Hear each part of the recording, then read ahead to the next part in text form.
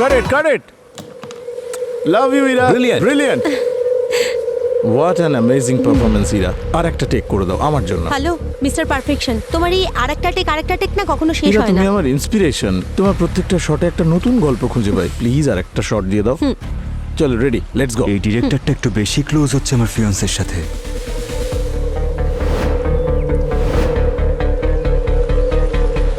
আরমান কতটা পজিটিভ তাই না? সারাক্ষণ ইরাকে দেখার জন্য সেটে চলে আসে। হ্যাঁ, ও তো অ্যাক্ট্রেস, একটু তো বিশ্বাস করাই উচিত। আমি তো শুনেছি মারধরও করে নাকি। অ্যাকচুয়ালি আরমানের ইরার ফিল্মে কাজ করাটা পছন্দ নয়। বেচারি, আমার তো এটা মনে হয় যে ওর কেরিয়ার শুরু হওয়ার আগে শেষ হয়ে যাবে। এই যে স্যার, দেখি স্ক্রিপ্টটা দেখি। ওই এই তো বানি ম্যাম, তাই না? ঠিক আছে। এখানে কি করছে? খুব রেগে আছেন মনে হচ্ছে। এই রোলটা প্রথমে বানি ম্যাম পেয়েছিল, জানি না প্রডিউসারের কি হলো, যে পরে ইরাকে কাস্ট করলো। আমার কিন্তু মনে হচ্ছে বড় ঝামেলা হবে এবার। স্পটলাইট যত এনজয় করার না ইরা, এখনই করে নাও। কিন্তু মনে রেখো, আসল ড্রামা না এখন শুরু হয়েছে। তুমি আমার রোল কেড়ে নিয়েছো, তাই তো? এবার তুমি দেখবে আমি তোমার সাথে কি করি।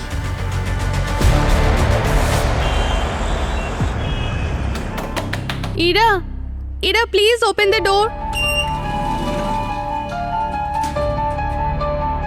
সাচি, তুমি আমাকে ফোন করে এখানে ডাকলে থ্যাংক কেন? গড আরমান, তুমি চলে আরে এসেছো। সবকিছু ঠিক আছে আমি তো? কখন থেকে নক করছি কিন্তু ইরা দরজাই খুলছে না। ওয়াচম্যান ইন্টারকম থেকে ট্রাই করেছে কিন্তু কোনো রেসপন্স নেই। হ্যাঁ স্যার, ইরা ম্যাম ইন্টারকমে কোনো উত্তর দিচ্ছে না। এটা প্রথমবার হলো। আরে তুমি এত টেনশন করছো কেন? এটাও হতে পারে কাজের জন্য বাইরে গেছে। এক সেকেন্ড, তোমার কাছে ইরার রুমে স্পেয়ারস কিস আছে তাই না? হ্যাঁ, অফ কোর্স Okay, আছে। তাড়াতাড়ি দরজা খোলো। ইরা, ইরা ইরা, ইরা ইরা, ইরা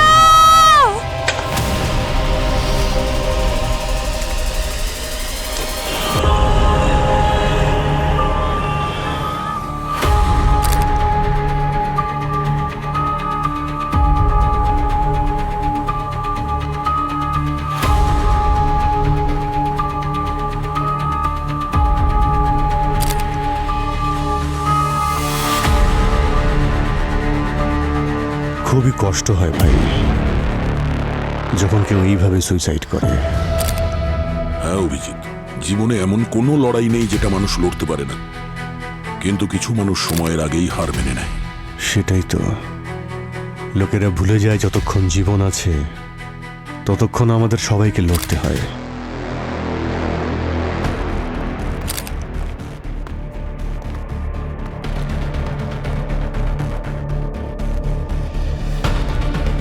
আচ্ছা, আপনি জয়পুরে থাকেন তাই তো? তাহলে আপনি হঠাৎ করে এখানে কেন এসেছেন?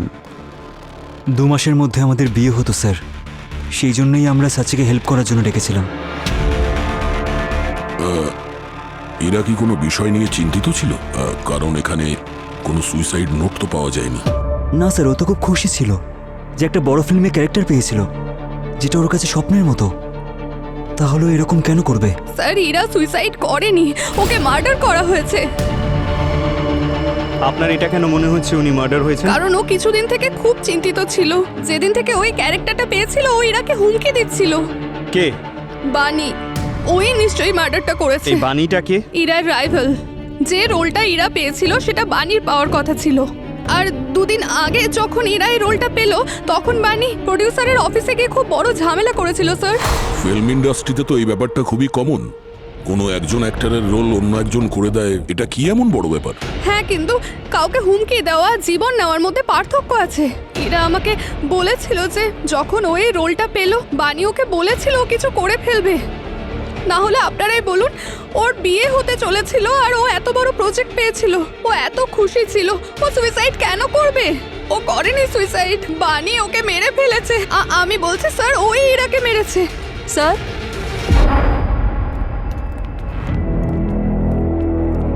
হ্যাঁ গার্গী, এই দেখুন স্যার, এখানে রক্ত জমে আছে। কেউ হয়তো জোরে চেপে ধরেছিল হাতটা। আর এখানেও কিছু তো হয়েছিল এখানে। মিস্টার মিস্টার আরমান, হীরার হাতে আমরা একটা আঘাতের চিহ্ন দেখেছি। সেই ব্যাপারে আপনি জানেন কিছু? কিরকম আঘাত স্যার? আমি তো এর ব্যাপারে কিচ্ছু জানি না। আচ্ছা, ফ্ল্যাটের এক্সপায়ার চাবি আছে না আপনার কাছে? হ্যাঁ, আরমানের কাছে ইরার ফ্ল্যাটের স্পেয়ার কেস থাকে। হ্যাঁ স্যার, আমার কাছেই আছে। দেখান।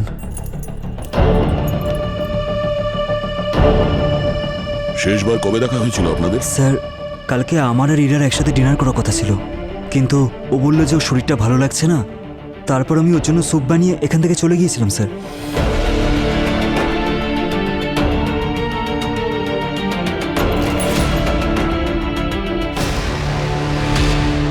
স্যার, এটা সুইসাইড কিনা এখনই বলা খুব মুশকিল।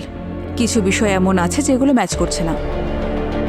মানে? স্যার, এক নজরে এটাকে দেখলে সুইসাইডই মনে হয়, কিন্তু কিছু বিষয় এমন আছে যা এই থিওরিটাকে চ্যালেঞ্জ করছে। যেমন? স্যার, যেমন এই ধরুন, ইরার এই ইনার এলবোতে ডিপ মার্ক আছে। মনে হচ্ছে যেন কেউ জোরে চেপে ধরেছিল। এরকম চিহ্ন আপনা আপনি হয় না। এই ডিপ মার্ক হলো কেউ ফোর্সফুলি চেপে ধরার প্রমাণ।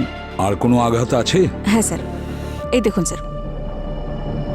স্যার, মাথার পেছনে এই ট্রায়াঙ্গুলার ভোন্ড আছে, সঙ্গে ড্রাইড ব্লাড। খুব গভীর আঘাত। ইয়েস স্যার, এই আঘাত 4 থেকে 5 দিন পুরনো, যেন কেউ কোনো একটা শার্প অবজেক্ট দিয়ে আঘাত করেছে। 4 দিন আগে? মানে সিনেমাতে রোল পাওয়ার আগের কথা? মানে কেউ অনেক আগে থেকে ইরার পিছনে পড়েছিল। ক্রাইম সিন থেকে কিছু পেলে? স্যার, যে চেয়ারে উঠে ইরা সুইসাইড করার চেষ্টা করেছিল তাতে 2টো ফিঙ্গারপ্রিন্ট পেয়েছি, একটা ইরার আর একটা আরমানের। আরমান? কি আরমান কি বলছিল? স্যার, ও বলছিল যে স্যুপ তৈরি করার সময় চেয়ারে হাত লেগেছিল। আচ্ছা, ওর উপর নজর রেখেছি আমরা, এখনো আমাদের প্রাইম সাসপেক্ট। আর বানির ব্যাপারে কিছু জানতে পেরেছি স্যার। কি? বানি একটা ফিল্মের লিড রোল করছিল, আর ওই রোলটা পরে ইরা পেয়ে যায়। এবার ইরা চলে যাওয়ার পরে খুব সহজেই বানি আবার ওই রোলটা পেয়ে যায়। খুব তাড়াতাড়ি রোল পেয়ে গেছে। এ তো দেখছি প্লেনের থেকেও স্পিডি। এই বানির বিষয়ে খোঁজ নাও, সাথে আরমান আর সাথী দুজনকে ব্যুরোতে নিয়ে এসো। দেখি। আরমান, ইরার মাথার ওপরে যে গভীর আঘাতটা লেগেছে সেটা কোনো ধারালো অস্ত্র দিয়ে করা হয়েছে। এই ব্যাপারে তুমি কিছু বলতে পারবে? না স্যার, আমি দিব্যি দিয়ে বলছি এর ব্যাপারে কিচ্ছু জানি না। তুমি ওর ফিয়ন্সে ছিলে, তাও তুমি ওর কষ্ট বুঝতে পারোনি? সব আমারই ভুল স্যার। ও কিছুদিন ধরে না আমার থেকে অনেক দূরে দূরে থাকছিল। এমন মনে হচ্ছিল যে ও আমার থেকে কিছু লুকাচ্ছে স্যার। এমন বিহেভ করছিল যেন সবকিছু ঠিকঠাকই আছে। আমার মনে হচ্ছিল আমাদের এঙ্গেজমেন্ট নিয়ে ও খুশি নেই। আমি ওকে অনেকবার জিজ্ঞেস করেছিলাম স্যার, কিন্তু আমাকে কোনো উত্তর দেয়নি।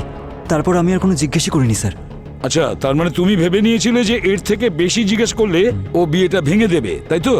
হ্যাঁ স্যার, ও খুব সুন্দরী ছিল, এতটা সাকসেসফুল ছিল, আমার মনে হচ্ছিল আমার থেকেও আরো বেটার কাউকে পেয়ে যাবে ও। ওর বিহেভিয়ারে এই পরিবর্তন তুমি কবে দেখেছিলে? ওই 3-4 দিন আগে ওকে আমি অনেক জিজ্ঞেস করার চেষ্টা করেছিলাম স্যার, কিন্তু আমাকে কিচ্ছু বলেনি। আমি জিজ্ঞেস করাতে ও কাঁদতে শুরু করে। সেই রাতেও আমি ওকে জিজ্ঞেস করার অনেক চেষ্টা করেছিলাম, কিন্তু তারপরে ও কিচ্ছু বলেনি। তারপর আমি ওকে ডিস্টার্ব করে ছেড়ে দিয়েছিলাম স্যার, তাই আমি চুপ হয়ে যাই। হ্যাঁ, আমিও যখন ওকে ফোন করতাম ও খুব চুপচাপ থাকতো, তাই আমি প্ল্যানের এত আগেই মুম্বাই চলে এসেছি। আমার মনে হচ্ছিল যে কিছু একটা গন্ডগোল আছে। এটা কি ফিল্মের স্ট্রেসের কারণ হতে পারে? না স্যার, ও খুব ভালো করে জানতো কি করে প্রেশার হ্যান্ডেল করতে হয়। ও খুব অ্যাম্বিশিয়াস মেয়ে ছিল আর সব চ্যালেঞ্জ খুব সুন্দর অ্যাকসেপ্ট করতো। প্রেশার আর স্ট্রেসের এখানে কোনো প্রশ্নই আসছে না স্যার। যদি কোনো স্ট্রেস বা প্রেশার না থাকে তাহলে নিশ্চয়ই কিছু লুকোচ্ছিল, আর এটা ওর মৃত্যুর কারণও হতে পারে। স্যার, আমাদের ইরার সমস্ত মুভমেন্টস চেক করতে হবে। ওর phone records, CCTV footage, cab logs, building entry, সব কিছু। সত্যি যদি আমি ওকে একটু বোঝাতে পারতাম তাহলে ও আজকে বেঁচে থাকতো। আরমান, ইরার মাথায় ওই আঘাতটা এমনি এমনি লাগেনি, এমনকি ওর মৃত্যু বিনা কারণে হয়নি। আমরা ঠিক খুঁজে বের করব কি লুকোনো হচ্ছে। স্যার, বানির শুট লোকেশন পাওয়া গেছে।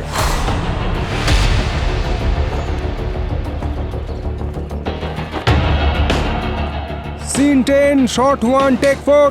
অ্যাকশন।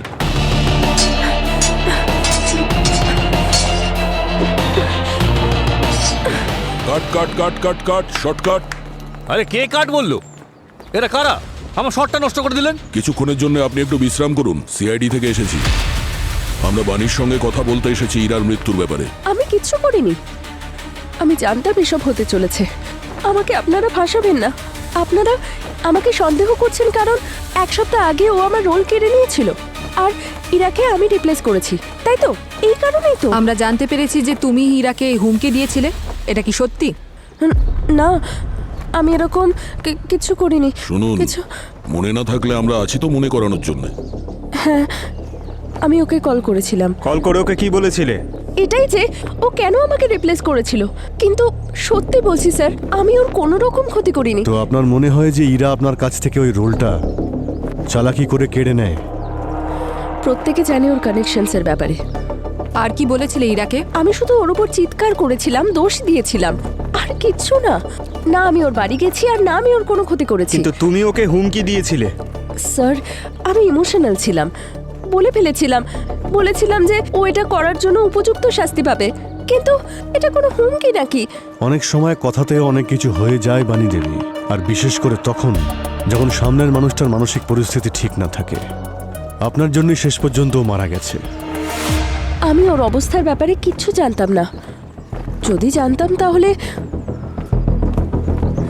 কিন্তু হয়তো স্যার আপনি ভুল দিকে ভাবছেন। তার মানে? শুনেছি যে ইরা আর আরমানের মধ্যে কিছু একটা সমস্যা চলছিল। কি?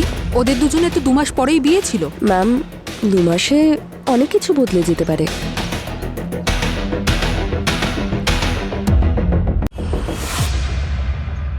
স্যার, বাণীর কথাবার্তা খুব একটা ক্লিয়ার নয়, তবে একটা ইন্টারেস্টিং কথা বলেছে। এই ইরা আর আরমান দুজনের সম্পর্ক খুব একটা ভালো ছিল না। হতে পারে ইরা নাটক করছে নিজেকে সৎ এস্টাবলিশ করার জন্য। না স্যার, আমরা ইরার সমস্ত বন্ধু বান্ধব আর ওর কোয়ার্টার্সদের সঙ্গে কথা বলেছি। ওদেরও একই বক্তব্য যে ইরা আর আরমানের মধ্যে সম্পর্ক খুব একটা ভালো ছিল না, ঝামেলা হতো খুব। স্যার, অ্যাকচুয়ালি আরমান চাইতো না যে ইরা বিয়ের পরে কাজ করুক, কিন্তু ইরা খুবই অ্যাম্বিশিয়াস ছিল। ও বিয়ের পরেও অ্যাক্টিং করতে চেয়েছিল। আরও একটা কথা জানতে পেরেছি স্যার, যে ইরা অন্য কারোর সঙ্গে সম্পর্কে জড়িয়েছিল। ও, আর এটা তো খুব ভালো একটা মোটিভ কাউকে মারার জন্যে। আরমান জানতে পেরে গিয়েছিল আর তাই রাগের মাথায় ও ইরাকে খুন করে দেয়। হ্যাঁ, আরমানের কাছে তো ইরার বাড়ির চাবিও ছিল। হতে পারে ওদের নিজেদের মধ্যে ঝামেলাও হয় আর রাগের মাথায় আরমান ওকে মেরে ফেলে। আর এমন নাটক করে যে যেন ইরা কিছু লুকোচ্ছে, যাতে আমরা মনে করি ও সুইসাইড করেছে। হতে পারে, হতে পারে।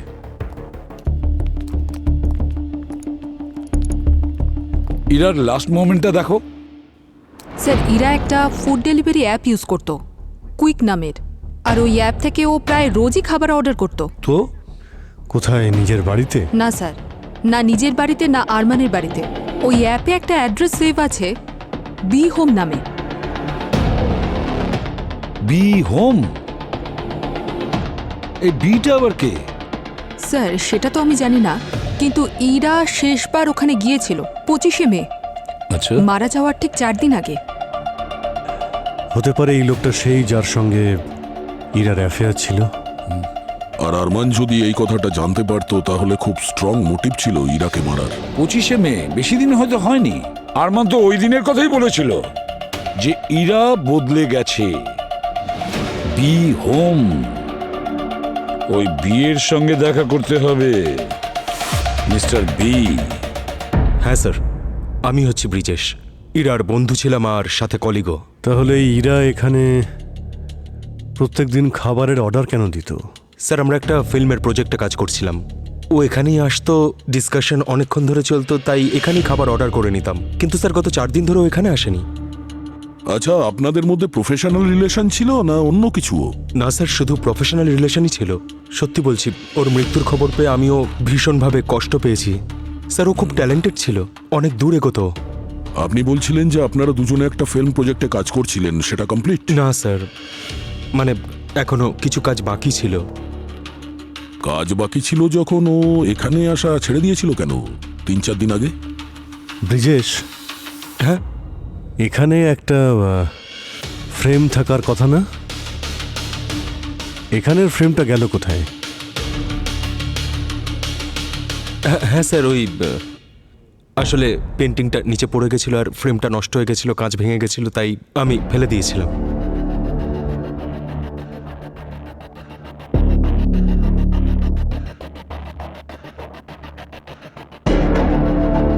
রবি, এই ইরার হাইট কত ছিল? 5 ফিট 5 ইঞ্চি। 5 ফুট 5 ইঞ্চি। আর তোমার হাইট কত? 5-6। 1 মিনিট একটু এদিকে এসো প্লিজ। এখানটায় দাঁড়াও তো তুমি।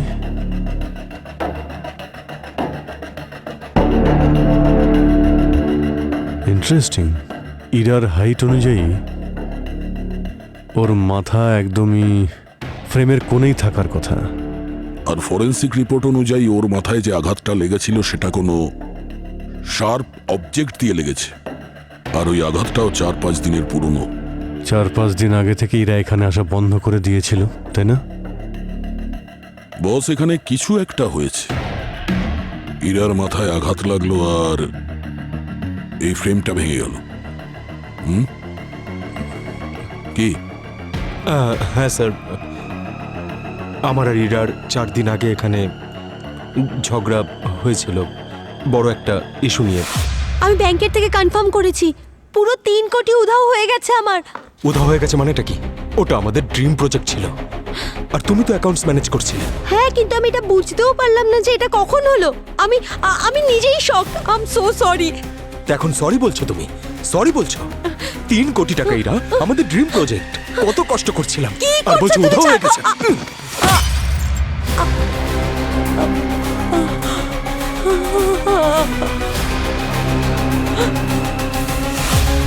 স্যার সত্যি বলছি, আমি ওকে হার্ট করতে চাইনি, সবকিছু হঠাৎ করে হয়ে গেল। আর স্যার তারপর থেকে আমি ইরাকে আর কোনোদিনও দেখিনি।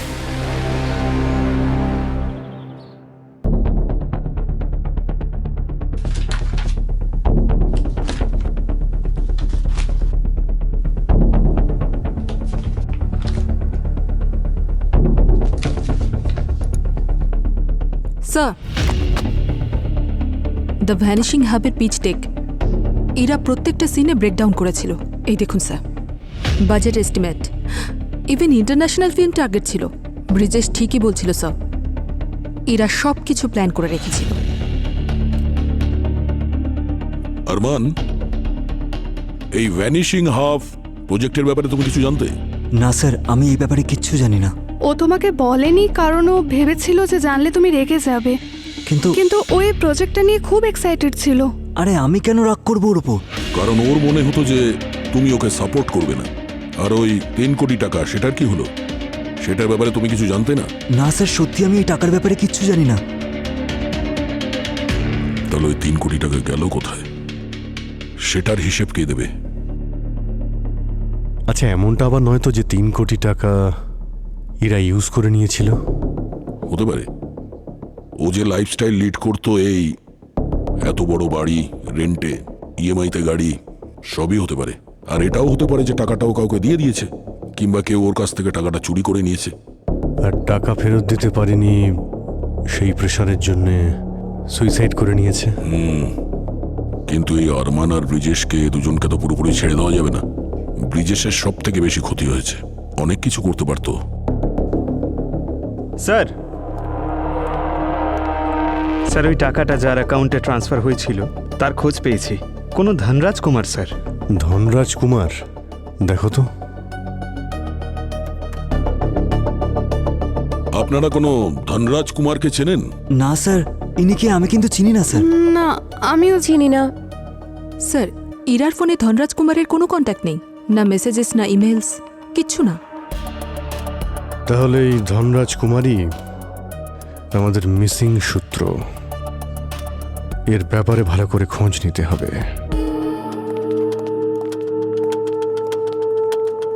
স্যার। হ্যাঁ স্যার, ধনরাজের অ্যাকাউন্ট ওয়েস্ট বেঙ্গলের একটা রুরাল ব্রাঞ্চে খোলা হয়েছিল। এই দেখুন।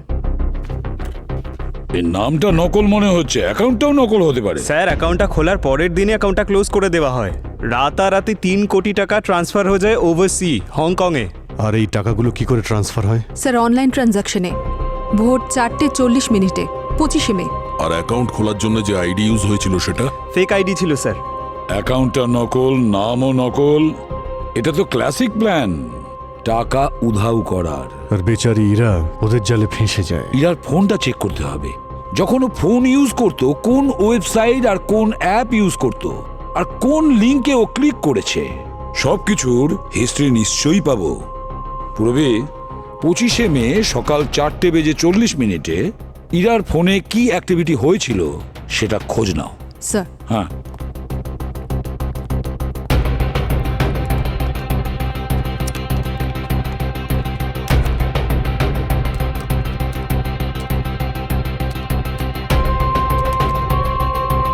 স্যার ইরার ফোনে ডেটা থেকে দেখতে পাচ্ছি যে 25শে মে ভোর 4:30 সময় ও কোনো সাসপিসিয়াস লিঙ্কে ক্লিক করেছিল।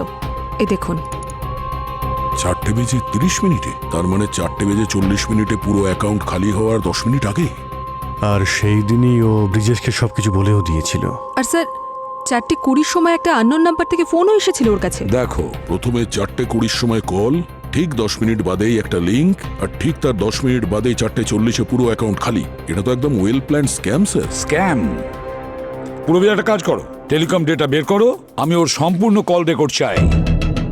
যদি ওই রেকর্ডিংয়ে কোনো ভয়েস শুনতে পাই, তাহলে ইরার খুনির মুখটা আমরা সহজেই দেখতে পাবো। স্যার, টেলিকম কোম্পানির একটা রেকর্ডিং পেয়েছি। হ্যালো, কে বলছেন? ইরা, আমি রবি। আমি একটু সমস্যায় আছি। রবি, আমি তোমার ভয়েস পরিষ্কার শুনতে পাচ্ছি না। কি হয়েছে? সব ঠিক আছে তো? আই এম সরি, আমি এত রাতে কল করলাম। পুলিশ আমাকে অ্যারেস্ট করেছে ড্রিঙ্ক অ্যান্ড ড্রাইভিং কেসে। ওয়ালেট আর ফোন আমি বাড়িতেই ফেলে এসেছি। বাড়িতে ফোন করতে পারবো না, তাই তোমাকেই কল করছি। 10,000 টাকা ফাইন না দিতে পারলে ওরা আমাকে ছাড়বে না। আমি পুলিশের ফোন থেকেই ফোন করছি তোমাকে। প্লিজ, তুমি কি টাকা পাঠাতে পারবে? আমি কাল সকালেই তোমাকে দিয়ে দেবো। তোমাকে একটা লিঙ্ক পাঠাচ্ছি, প্লিজ পে করে দাও। ঠিক আছে, লিংক পাঠাও। থ্যাংক ইউ ইরা, আমাকে সাহায্য করার জন্য। নাহলে ওরা আমাকে অ্যারেস্ট করে নিত। ইরা রবিকে খুব ভালো করেই চিনত, সেই জন্য কিছু জিজ্ঞেস না করেই ওকে সাহায্য করেছে। আর এটাও হতে পারে রবি স্ক্যামের একটা অংশ। একটা ব্যাপার পরিষ্কার যে ও ইরার বিশ্বাসের অসৎ ব্যবহার করেছে। ওই রবির সঙ্গে কথা বলতে হবে। ওই রবির কাছে যাও।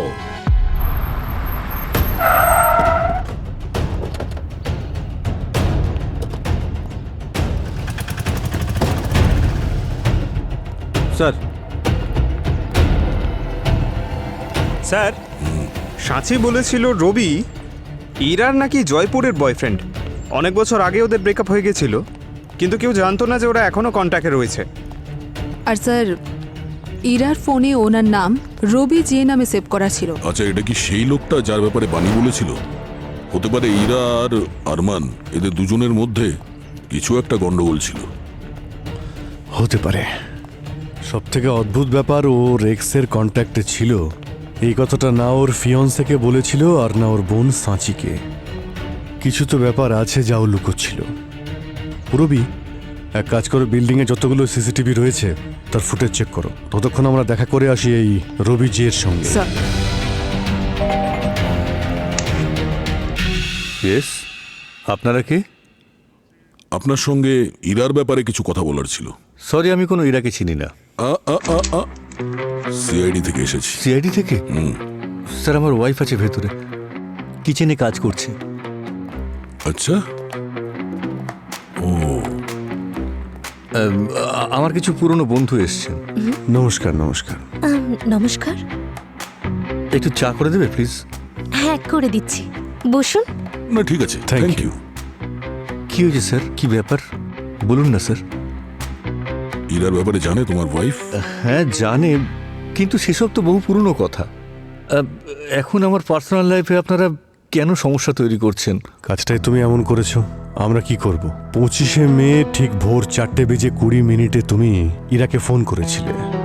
ওকে তুমি বলেছিলে যে তোমাকে নাকি পুলিশ ধরেছে ড্রিঙ্ক অ্যান্ড ড্রাইভের কেসে, আর ফাইন দেওয়ার জন্য তুমি নাকি ওকে একটা লিঙ্ক পাঠিয়েছিলে, মনে পড়ছে? 25শে মে? স্যার, ওই রাতে তো আমি বাড়িতেই ছিলাম, আমি কোথাও যাইনি স্যার। এদিকে এসো, 1 মিনিট, এদিকে এসো, এদিকে।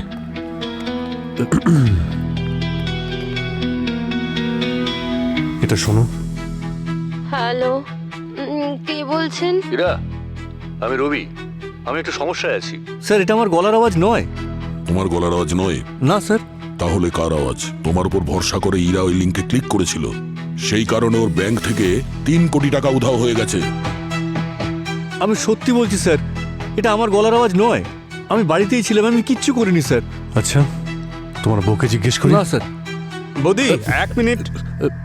স্যার আমাদের বিল্ডিংয়ে সিসিটিভি আছে, আপনি চাইলে সিসিটিভি ফুটেজ চেক করতে পারেন। ফুটেজ তো আমরা চেক করছি স্যার, সে সিসিটিভি ফুটেজ চেক করেছি। সেই রাতে রবি বাড়ি থেকে বেরোয়নি, ওর গাড়িও পার্কিং লটেই ছিল। দেখলেন স্যার, আমি সত্যি কথা বলছি, আমি কোথাও বেরোইনি, আমি বাড়িতেই ছিলাম। স্যার চা। ওহ, থ্যাংক ইউ। না না, থ্যাংক ইউ। আমাদের একটা আর্জেন্ট কাজ এসে গেছে, তো next time. Thank you very much. Thank you so much. Sorry, আসলে ডিউটিতে আছি তো, সেই জন্য। কিসের ডিউটি? ইনারা কারা ছিলেন? বলছি। কেউ একজন ইরাকে রবি হয়ে কল করেছিল। কে হতে পারে যে রবির বিষয়ে সবকিছু জানে? এমনকি ও ইরাকেও কনভিন্স করে নিয়েছিল যে ওই রবি। আর যে লিঙ্কটা পাঠানো হয়েছিল ইরাকে, সেটা ফেক লিঙ্ক ছিল, একদম আসলেরই মতো। তাও ভোর 4:30-র সময়, আর সেই সময় লোকে গভীর ঘুমে থাকে, আর ও না বুঝে শুনে লিঙ্কের মধ্যে ক্লিক করে দেয়। আর যেই ইরা ওই লিঙ্কে ক্লিক করেছে, ওর সমস্ত ব্যাংক ডিটেলস হ্যাক হয়ে গেছিল, আর 3 কোটি টাকা হুশ উধাও। স্যার, যে এই ফাইন্যান্সিয়াল ফ্রড করেছে সেই ইরাকে সুইসাইড করতে বাধ্য করেছে। IPC section 306, abetment of suicide. Correct. কিন্তু এই রবি আর ইরার ব্যাপারে কেউ জানতে পারলো কি করে? রবি তো জয়পুরে থাকতো, 3 বছর আগে ওদের ব্রেকআপ হয়ে গিয়েছিল, আর ইরার বোনও বললো যে দুজনের মধ্যে এখনো কন্ট্যাক্ট আছে কিনা ও সেটা জানে না। অভিজিৎ যে এই রবির নামটা ইউজ করেছে, সে ভেতরের সব খবর জানতো। বস, এই ইরার যে মুভমেন্টগুলো, সেগুলোকে ট্র্যাক করতে হবে। হতে পারে কেউ কোথাও না কোথাও এদের দুজনকে একসঙ্গে দেখেছিল। আমাদের ঠিক সেই জায়গাটা খুঁজে বের করতে হবে যেখানে ইরা যেত। রবির সঙ্গে দেখাও হয়তো করেছে। সেখানে কেউ হয়তো রবির সঙ্গে ওর কানেকশনটা নোটিস করেছে আর তার সুযোগও নিয়েছে। কিন্তু স্যার, যদি ইরা রবির সাথে দেখা করতো তাহলে তো আমাকে নিশ্চয়ই বলতো। আসলে কি জানো আরমান, খারাপভাবে নিও না, কিন্তু আমার মনে হয় যে ইরা তোমার কাছে অনেক কিছু লুকিয়েছে। একটা কথা বলো, ইরার ডেইলি রুটিনটা আমাকে বলো। স্যার, ইরা সকাল 6টা থেকে 8টা পর্যন্ত জিম করতো। কোন জিমে? আর ওর শুটিং সেটের ব্যাপারটা কি? ব্রিজেশের বাড়ি থেকে। হতে পারে ইরার বিল্ডিং থেকে কেউ কিছু দেখেছে নিশ্চয়ই। এমন একটা জায়গা যেখানে ইরা রেগুলার যেত, কোনো অন্য রুটিনও ছিল, যেখানে ও রবির সঙ্গে দেখা করতে পারতো। এখানেই মুম্বাইতে ওর কোনো আত্মীয়র বাড়ি? না স্যার, মুম্বাইতে ওর কোনো আত্মীয় থাকে না। কিছু না কিছু গোলমাল তো নিশ্চয়ই আছে। কিছু একটা মিস করছি অভিজিৎ, কোনো ইনফরমেশন আমরা মিস করছি। আসলে ইরা সিক্রেট রাখার ব্যাপারে এক্সপার্ট ছিল, তো যেগুলো আমরা এখন পাচ্ছি না এগুলোও সিক্রেসি হতে পারে, যেটা ও কাউকে বলেনি। কিন্তু কি কি হতে পারে? স্যার, হ্যাঁ স্যার, ইরার ফোন থেকে একটা ইন্টারেস্টিং ব্যাপার জানা গেছে। আগের মাসে 8 দিন ওর ফোন বিকেল 5:30 থেকে 7:30 অবধি সুইচ অফ ছিল। হ্যাঁ, 5:30 থেকে 7:30 কি করছিল, কোথায় যাচ্ছিল, এগুলোই আমাদের খুঁজে বের করতে হবে। স্যার, এটাই তো প্রবলেম, জানতে পারবো না, কারণ ওর ফোন অফ ছিল তো। ও নিশ্চয়ই কিছু লুকোচ্ছে স্যার। একটা উপায় আছে স্যার জানতে পারার। কি? স্যার, আজকাল যে গাড়িগুলো বেরিয়েছে তাতে ট্র্যাকিং ডিভাইস থাকে, জিপিএস সিস্টেম। তাহলে আমরা ওই ট্র্যাকিং ডিভাইস দিয়ে জানতে পারবো যে ইরা গাড়ি নিয়ে কোথায় কোথায় যেত। ইয়েস, ইরা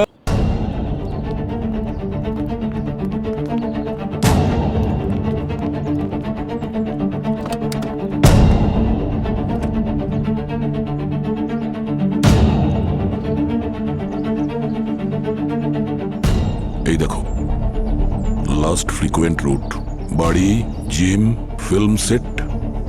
আর এটা কি? Violet hotel. Visited 8 times, 12, 14, 16, 19, 20, 22, 23, 24। Exactly সেই ডেটগুলোই যখন ও ফোন অফ করেছিল।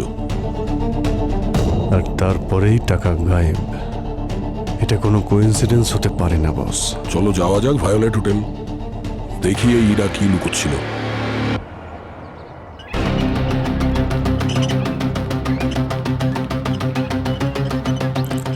Excuse me, may I help you sir? আমরা সিআইডি থেকে একটা ইনফরমেশন চাই আমাদের অ্যাকচুয়ালি। আপনি এই ছবিটা একবার দেখুন। আচ্ছা, এই মেয়েটা আপনাদের হোটেলে আসে কি? হ্যাঁ স্যার, ইরা ম্যাম এখানে আসতেন, আর উনি যখনই আসতেন সবসময় ক্যাফেতে বসতেন। আচ্ছা ম্যাডাম এখানে একাই আসতেন না অন্য কেউ আসতো তার সঙ্গে? হ্যাঁ, উনি প্রত্যেকবার একটা লোকের সাথে আসতেন। লোকের সঙ্গে? হ্যাঁ স্যার, প্রত্যেকবারই উনি একই লোকের সাথে আসতেন। আচ্ছা ভালো করে দেখুন তো, এই লোকটাই কি সেই?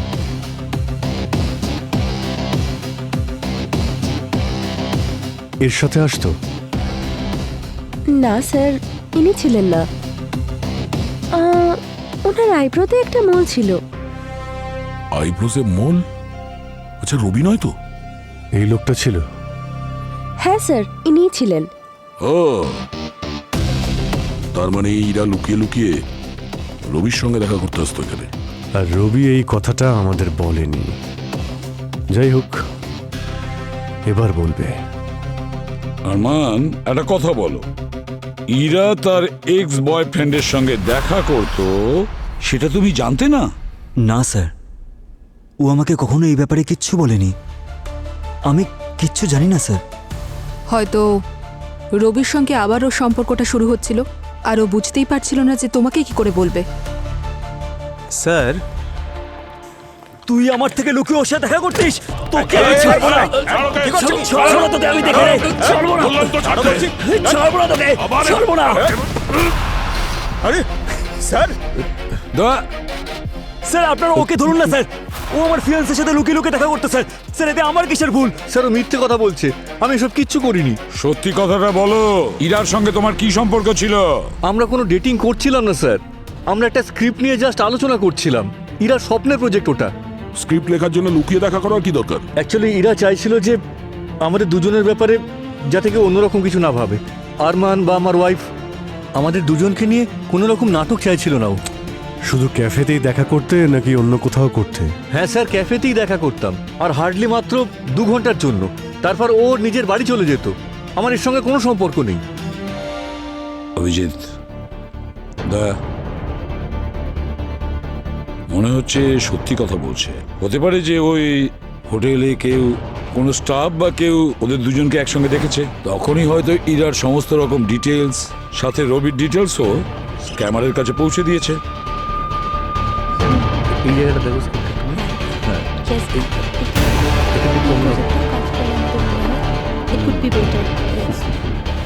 একটা কাজ করি আমরা, খোঁজ নিয়ে দেখি হোটেলের কোন স্টাফ ইরাকে ফাঁসিয়েছিল।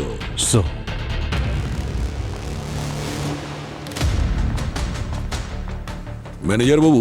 Yes sir. রিসেপশনিস্ট থেকে বেল বয় সবাইকে এখানে ডাকুন, সবার সঙ্গে কথা বলবো আমরা, তাড়াতাড়ি। কাম।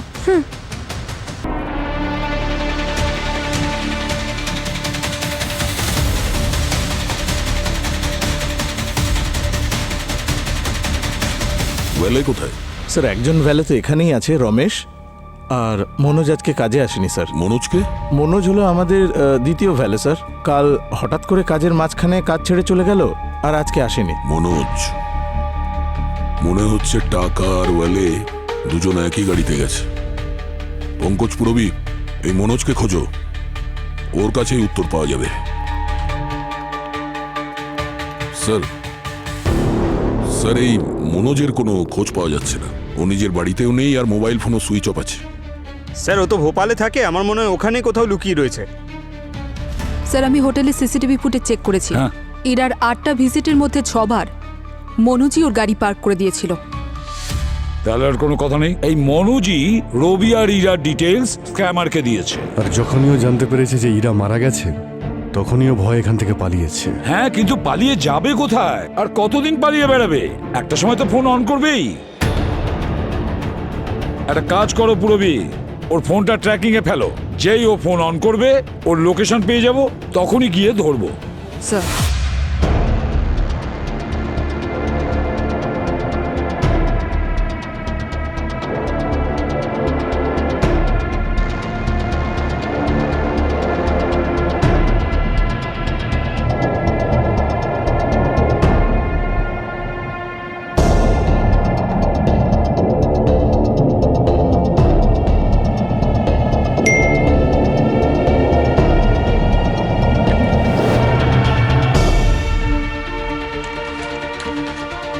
স্যার হ্যাঁ স্যার মনোজের মোবাইল ট্রেস করা গেছে। ও ভোপালের সিনেমা হল থিয়েটারে অনলাইন পেমেন্ট করছে। পঙ্কজ ওখান থেকে সিসিটিভি ফুটেজ নিয়ে আসছে।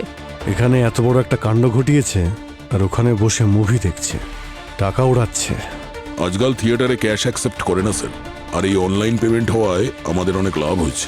ঠিক। স্যার, হ্যাঁ, মনোজ একটা মেয়ের সঙ্গে একটা থিয়েটারের ক্যান্টিনে দেখা করেছিল। এই মেয়েটার ব্যাপারে খোঁজ নিতে হবে। একটা কাজ করি, এটা ওর হাতে একটা আই কার্ড ঝুলছে দেখছি, দেখি একটু জুম করো। সিডি নিউ সলিউশন, নিশ্চয়ই ভোপালের কোম্পানি। নাম হলো নেহা, নেহা এস। এক কাজ করো, ভোপাল গিয়ে খোঁজ নাও এই কোম্পানিটার ব্যাপারে, আর ওই মেয়েটার পুরো ডিটেলসটা নিয়ে এসো, কারণ ওই নেহাই আমাদের ওই মনোজের কাছে পৌঁছে দেবে।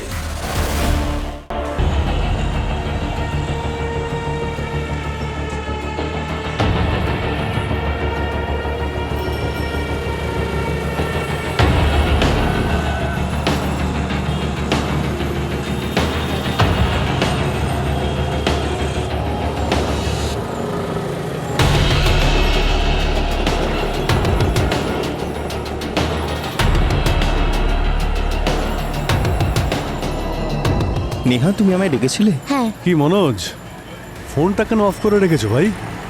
হ্যাঁ, আপনারা কারা? আমরা সিআইডি থেকে।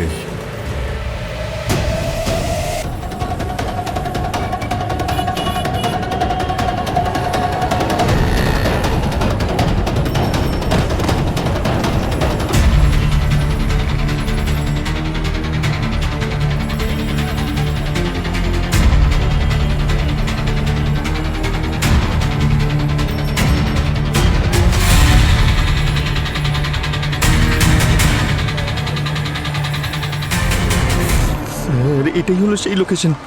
এইখান থেকে সব স্ক্যাম হয় স্যার।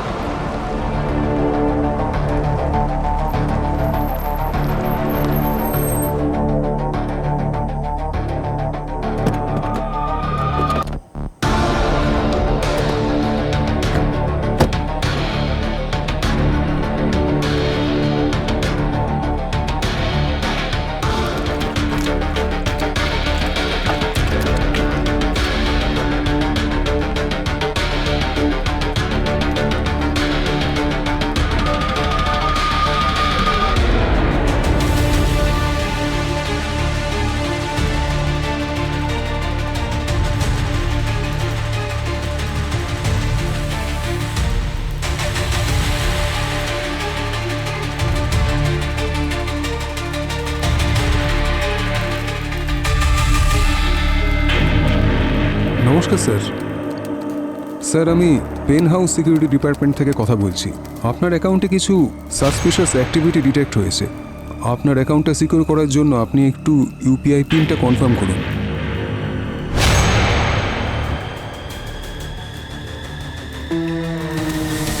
চলো ব্যাস। হ্যাঁ স্যার। অনেক হয়েছে, হাত উপরে, চলো ভিতরে। মুখ বন্ধ, কেউ একটাও কথা বলবে না। চলো চলো চলো বলছি, চলো ভেতরে, চলো এদিকে যাও। এই, দাঁড়াও, সবাই লাইনে দাঁড়াও, তাড়াতাড়ি। চলো ওদিকে। পেন ড্রাইভ কোথায় নিয়ে যাচ্ছ? দাও। এটাই তো আমাদের প্রমাণ। এই, কল লক ডিলিট করলেই তোর পাপ ধুয়ে যাবে না, বুঝেছিস? দোকান বন্ধ করো, এর পরের সেবা সিআইডি করবে। স্যার, আমরা তো এখানে শুধু ডেটা এন্ট্রি করি, আর কিছুই না। আচ্ছা, ডেটা এন্ট্রির জন্য এতগুলো স্মার্টফোন? হ্যাঁ, আর ওই ফেক পেমেন্ট লিংক, ওটা কি বিনা পয়সায় পাঠাতে তুমি?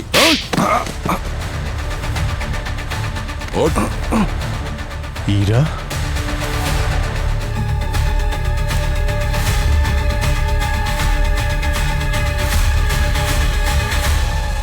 ইরা তো শুধু একটা টার্গেট ছিল, এরা সেই লোকগুলোকে ফাঁসায় যারা ডিজিটাল ওয়ার্ল্ডে নতুন, যারা বয়স্ক, একা থাকেন, অসহায়। প্রথমে এরা মিষ্টি মিষ্টি কথা বলে, আর্জেন্সি দেখায়, আর ব্যাংকের লোক বা পুলিশের লোক সেজে তাদের কাছে বিশ্বাস স্থাপন করে বিশ্বাসঘাতকতা করে।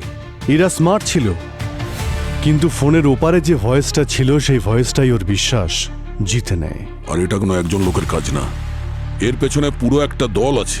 আর যারা ধরা পড়েছে ওরা শুধুমাত্র প্রথম সারির লোক। স্যার, যেমন কল সেন্টার হয় সেরকমই এটা ক্রাইম সেন্টার। কিন্তু এইবার টাকার সঙ্গে সঙ্গে একটা নিরীহ প্রাণও চলে গেল। এরা সুইসাইড করলো। এরা হয়তো নিজের গিল্টেই এই স্টেপটা নিয়েছিল। যদিও পিন শেয়ার না করতো তাহলে এইসব হয়তো হতোই না। অ্যাওয়ারনেস, এডুকেশন আর ভিজিলেন্স, সচেতনতা, শিক্ষা আর সতর্কতা, এই তিনটেই শব্দই হলো আমাদের সুরক্ষার গ্যারেন্টি। আমাদের সবাইকে বলতে হবে যে কোনো অচেনা লোকের সাথে কোনো রকম ওটিপি শেয়ার যেন না করে, আর যে কোনো আননোন লিঙ্কে যেন ক্লিক না করে, আর কোনো প্রবলেম মনে হলে যেন সঙ্গে সঙ্গে রিপোর্ট করে। ইরার কেস তো ক্লোজ হলো, কিন্তু এরকম হাজার হাজার কেস হতে থাকবে যতক্ষণ না আমরা সাইবার ক্রাইমের প্যান্ডামিককে থামাতে পারছি। সিআইডি আইনের একটা অংশ, সাথে সমাজের রক্ষক, কিন্তু যতদিন না আমরা সবাই সাবধানতা অবলম্বন করছি ততদিন পর্যন্ত সাইবার ক্রিমিনালরা তাদের অপরাধ করে যাবে। সেই জন্য সাবধানে থাকবেন, সুরক্ষিত থাকবেন।